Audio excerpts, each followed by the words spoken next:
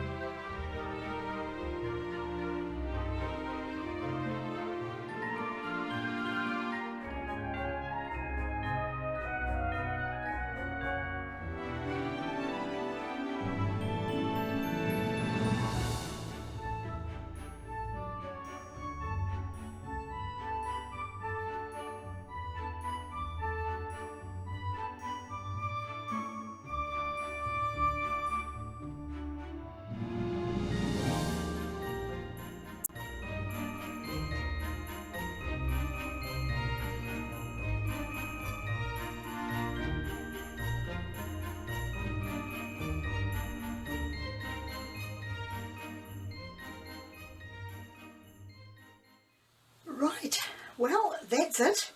Right at the end, as you'll notice, I decided to add a little silver into the mix, as I loved the green, red and gold, but it didn't quite have that oomph that I wanted to finish off with, and the silver has given me that. So I've got the layering then of the silver with the other colours in it, then the red, then the green, and of course the gold as my background, and that is pretty enough for me. So I'll bring it up to the light better to show you what it looks like. I'm pretty sure I've got all the bubbles out now.